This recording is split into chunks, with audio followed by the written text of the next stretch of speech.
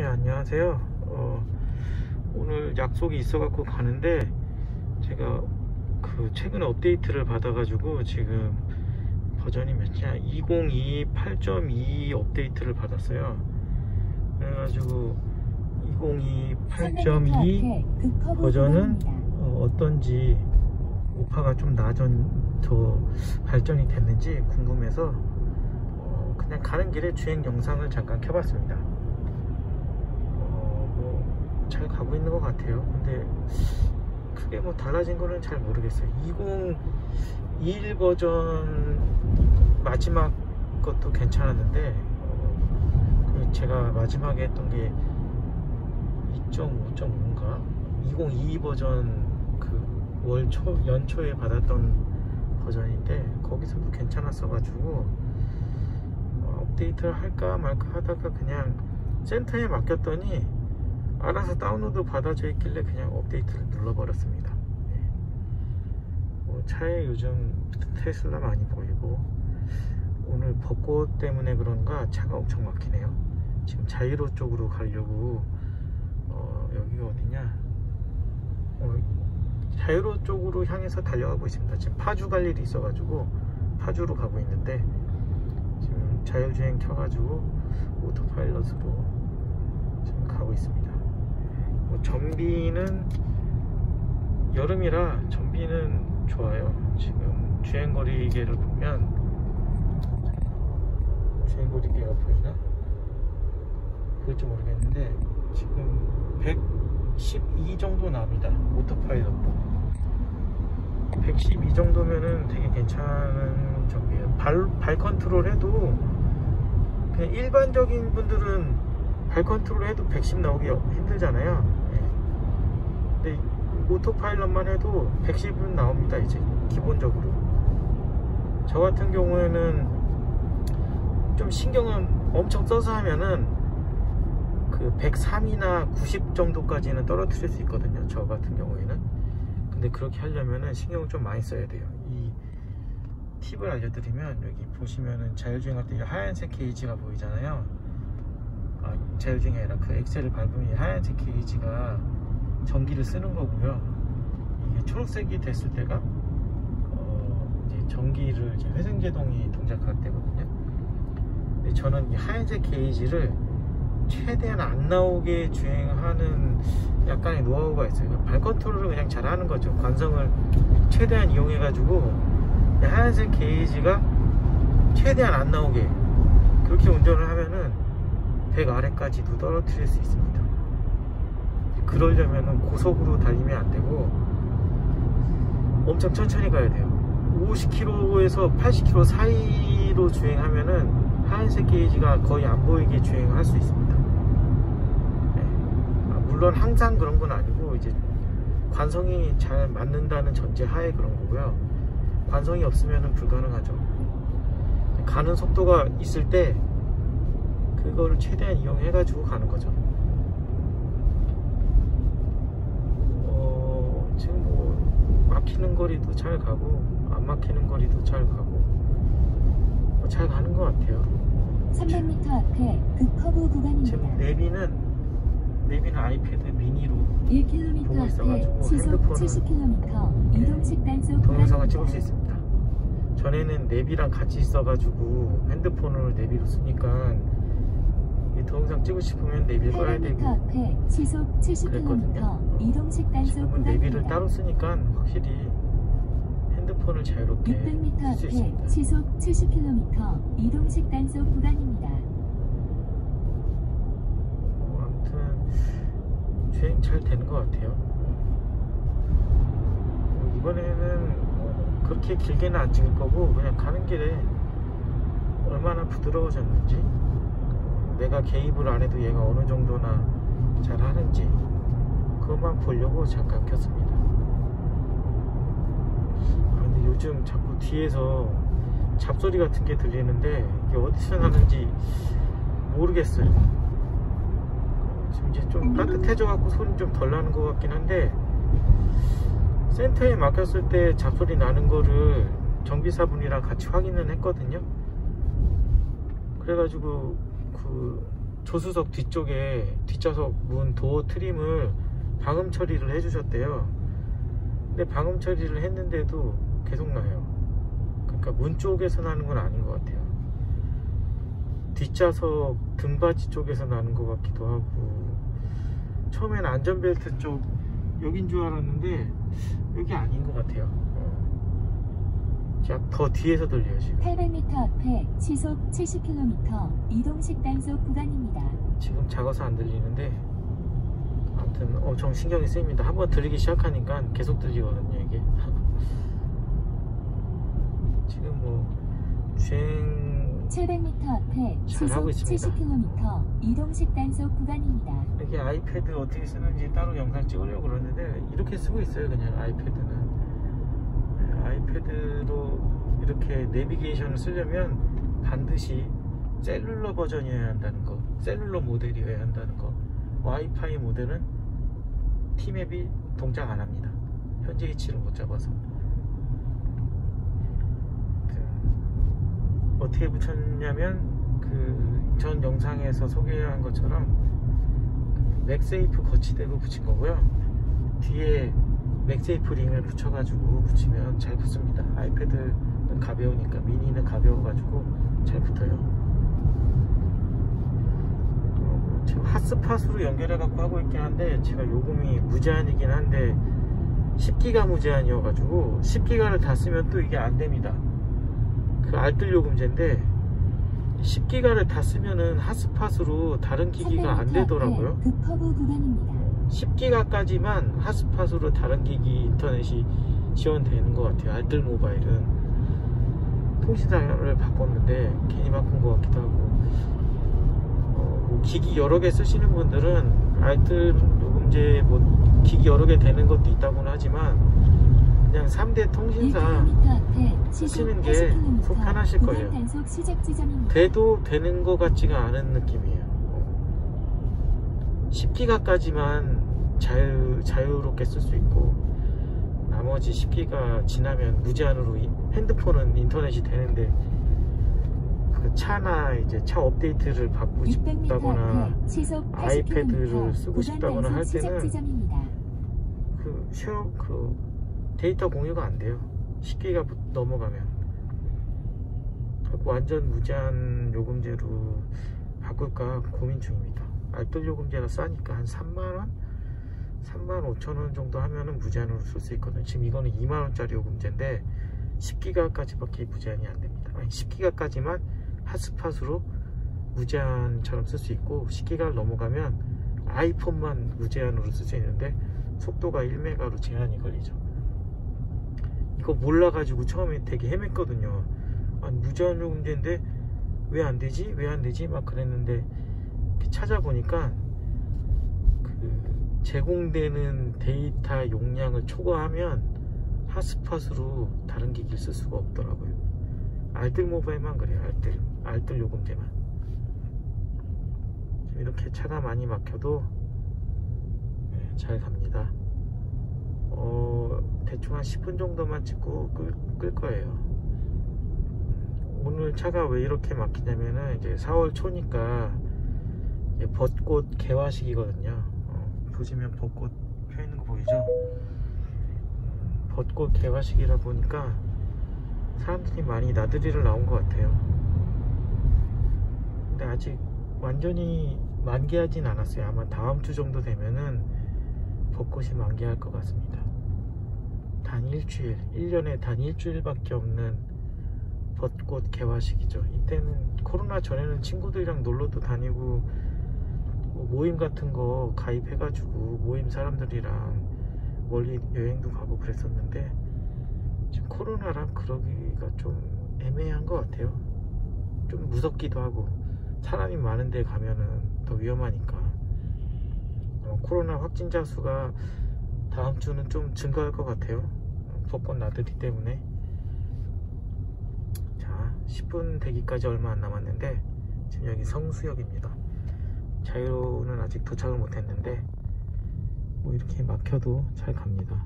근데 뭐 차선 바꾸지 않고 차가 끼어들질 않아 가지고 잘 동작하는지 제대로 테스트는 안 되고 있지만 가다서다 반복하는 이런 길은 잘 갑니다. 예. 업데이트 했는데 저는 큰 문제 없어요. 다른 분들은 업데이트 했다가 트렁크가 잘 안 열리는 문제가 있다고 하더라고요. 반만 열린다든지 꼭 2번씩 열어줘야 되는 문제가 생긴 분도 있다고 그러는데 일단 저는 괜찮습니다. 저한테는 그런 현상은 없고요. 저는 업데이트 했는데 별 이상 없네요. 어쨌든 올해 나온 가장 최신 버전의 소프트웨어로 업데이트를 했습니다. 그냥 뭐 잘 모르겠는데 기분이가 그냥 좀 좋아요. 그냥 최신 버전 쓰니까 그냥 기분이 그냥 새로운 거죠. 지금 뭐 방금 저 앞에 차가 이름이 뭔지 까먹었는데 차가 앞에 껴들었는데 잘 껴졌어요. 속도 잘 줄여줬고. 네, 오토파일럿 한번 그 풀 FSD 한번 경험하고 난 다음부터는 차선 변경할 때 FSD로 변경하고 싶은 욕구가 계속 생깁니다. 내가 직접 바꾸고 싶지 않고 그 레버를 통해서 바꾸고 싶고 그래요. 아직 안 탔는데 거의 사게 될 것 같은 느낌이 드는데 만약에 산다면 다시 한번 뭐 영상 킬 일이 있겠죠? 저는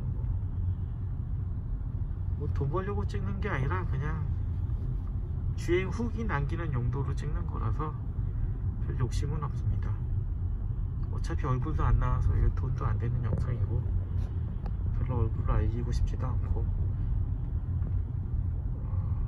뒤에서 잡소리는 계속 들려서 신경을 쓰이고 뭐 이거는 차가 싸든 비싸든 이거는 그냥 차 사가지고 다 겪는 것 같아요. 한번 이런 소리가 들리면 계속 들리는 거는 진짜 어떻게 할 수가 없네요. 이거 뒤에 뭔 소리인지 모르겠네.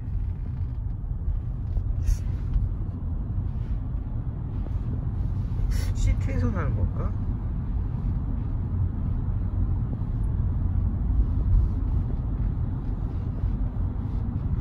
그러고 보니까 이게 뒤에서 들리는 게 아니라 운전석 시트에서 나는 것 같아요. 비비니까 소리가 나는 것 같은데 어디서 나는 거지?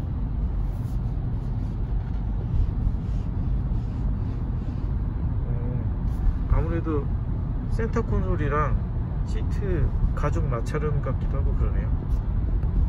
아무튼 잘 갑니다. 네, 뭐 영상 보시면은 반자율 주행으로 계속 가고 있는 거고요. 속도는 60km 정도로 가고 있어요. 차가 막히니까 그렇게 속도가 안 나오는 것 같고. 자, 이제 차가 안 막혀서 잘 갑니다. 편하게 가고 있어요.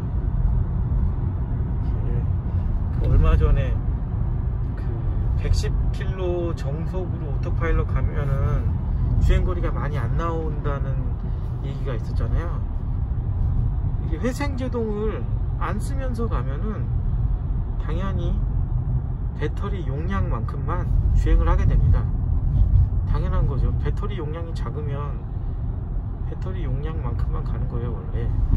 근데 테슬라가 배터리 용량이 작아도 좀 더 가는 이유가 회생 제동으로 재충전을 더 많이 하기 때문에 더 많이 가는 거거든요. 이거를 오해하시면 안 돼요. 배터리 용량 작은데 멀리 가는 게 아니라 배터리 용량만큼만 가는 게 정상이고, 배터리 용량이 작기 때문에 주행 중에 회생 제동으로 재충전을 하면서 가기 때문에 좀 더 멀리 가는 겁니다. 보통 통상적으로 같은 용량이면은 테슬라가 100km 정도 더 멀리 갈 거예요, 아마. 그 영상 찍어갖고 올리신 분 있잖아요. 그 동시 주행해갖고 GV70이랑 테슬라 모델 Y랑 같이 출발했을 때 모델 Y가 100km 더 갔잖아요. 배터리 용량 아마 큰 차이 없을 것 같긴 한데 테슬라가 75였나? 85였나 그랬던 것 같고, 차도 테슬라가 공간이 많이 비어 있잖아요. 트렁크 공간도 많이 비어 있고, 뒤에 트렁크에 서브 트렁크 공간도 다른 차들보다 많이 비어 있어요. 무게가 꽤 많이 무게를 비워서 차 무게를 약간 경량화한 것도 있고, 그리고 회생 제동이 다른 차들보다 제가 볼 때는 훨씬 더 잘합니다. 회생 제동을 안 하고 가면은 테슬라라고 해도 별 수 없어요. 배터리가 작으니까 회생 제동 없이 가면은 조금 가는 겁니다. 그리고 요 공조 장치나 히터를 틀면은 테슬라는 많이 못 가요. 이유가 뭐냐면 공조 장치가 엄청 강하게 동작합니다. 원하는 온도까지 그냥 거의 풀로 동작해요. 그래서 금방 따뜻해지고 따뜻한 게 잘 유지가 되는데, 제가 알기로는 다른 브랜드의 전기차들은 공조 장치가 약간 전력의 제한이 있는 것 같아요. 그러니까 내가 설정한 온도만큼 따뜻해지지가 않아요. 초기 모델들은 공조기를 틀었는데도 추웠어요. 전기차들, 다른 브랜드 전기차들은. 근데 테슬라는 더워요. 근데 이제 단차 같은 게 있으니까 막 찬바람이 계속 새 들어와가지고 좀 추운 것도 있는데, 아무튼 공조기 틀면은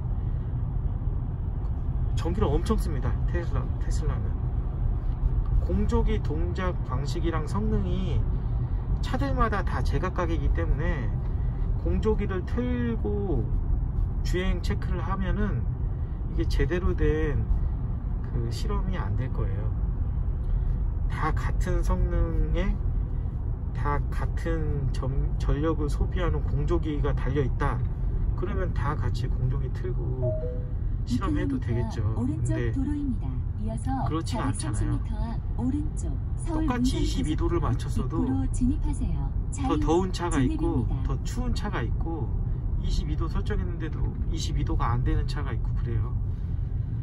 아니면 22도까지 올리는데 되게 천천히 올리는 차가 있고, 한 번에 확 올린 다음에 그거를 유지하는 차가 있고, 공조기 동작 방식이 차들마다 세팅도 다 다를 거고 그럴 겁니다.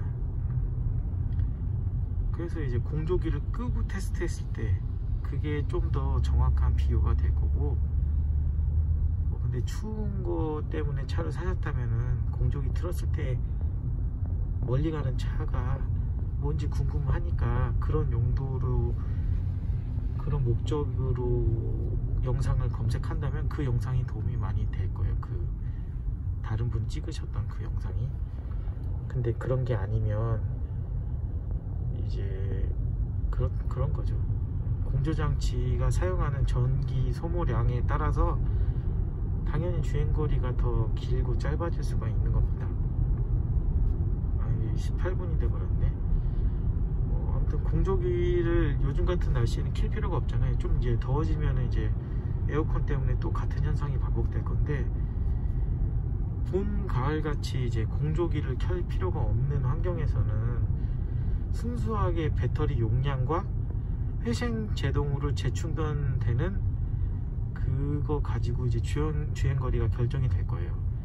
근데 이제 나중에 여름이 돼서 에어컨이 동작한다거나 겨울이 돼서 히터가 동작을 하면은 그만큼 이제 배터리의 전력을 걔네들이 뺏어가니까,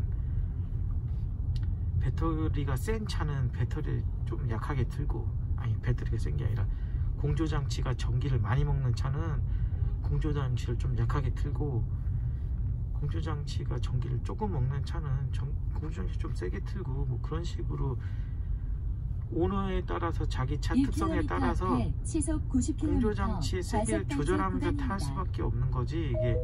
이게 자동으로 다 같은 온도로 맞췄다고 해서 다 같은 전력을 소비하는 게 아니기 때문에 이거는 이슈가 많을 겁니다.